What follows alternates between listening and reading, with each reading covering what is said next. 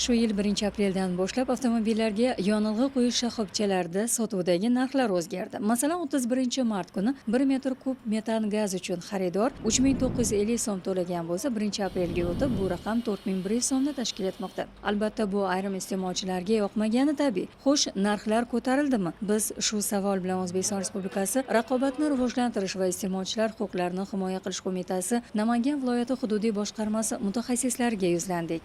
Raqobat qo'mitasi va uning hududiy boshqarmalari tomonidan Namangan viloyatida asosiy turdagi ijtimoiy ahamiyatga ega mahsulotlar narxlarini asossiz oshirilish holatlari doimiy kuzatuv asosida monitoring ishlari amalga oshirilmoqda. Bugungi kunda boshqarmaning shahar va tumanlarga xodimlar biriktirilgan xodimlar tomonidan mutasaddi tashkilotlar bilan birgalikda avtomobillarga yoqilg'i quyish shoxobchalari va metan gaz shoxobchalarida mahsulotni narxlarini doimiy ravishda monitoring qilib borilmoqda.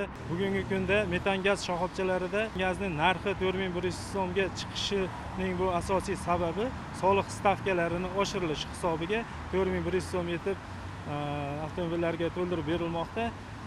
Narxlarni asossiz oshirish holatlari kuzatilmayapti. Demak, xulosa qilish mumkinki, tabiiy gazning sotuvdagi narxi oshgani yo'q. O'zbekiston Respublikasining soliq va budjet siyosatining 2025-yilga mo'ljallangan asosiy yo'nalishlari qabul qilinganligi munosabati bilan O'zbekiston Respublikasining ayrim qonun hujjatlariga qo'shimcha va o'zgartirishlar kiritish to'g'risidagi qonunga asosan aksiz solig'ining yangi miqdorlari belgilangan. Xususan, hozirga qadar 1 kub metr siqilgan gaz uchun 678 so'm aksiz solig'i to'langan bo'lsa, endilikda bu summa 750 so'mni tashkil etmoqda. Bu haqda soliq xizmati mutaxassislarining fikrini ham eshitamiz.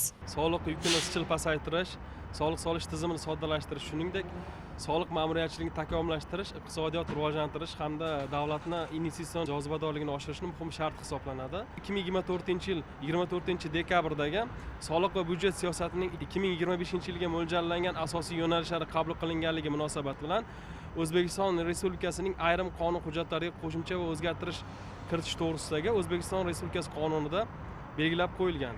Shunga asosan avtotransport vositalari uchun metan gaz uchun eski narxi 3950 so'mdan 2025-yil 1-apreldan 4100 so'm etib belgilandi. Bu degani gaz narxlari hech qanaqa oshirilgani yo'q. Bu aksiz soliq stavkasi 10% ga oshirilishi munosabati bilan gaz narxlari o'zgartirish kiritilgan. Shu o'rinda ta'kidlash joiz, aksiz solig'ining yangi miqdori faqat siqilgan gaz, ya'ni metan uchungina emas, suyultirilgan gaz, benzin, dizel yonilg'isiga ham taalluqli. Qonun esa dabdurustdan e'lon qilingani yo'q. Bu haqda 3 oy avval ommaviy axborot vositalarida tushuntirishlar berilgan. Yana bir gap, soliqlar yurt obodligi, iqtisodiy barqarorlikni ta'minlash, aholi turmush farovonligini oshirishga yo'naltiriladi. Demak, bugun biz to'layotgan har qanday soliqlar ertaga nafaqa, oylik ish haqlari, joylarda ijtimoiy soha va infratuzilmani rivojlantirishning asosiy manbasi sifatida yana o'zimizga qaytadi.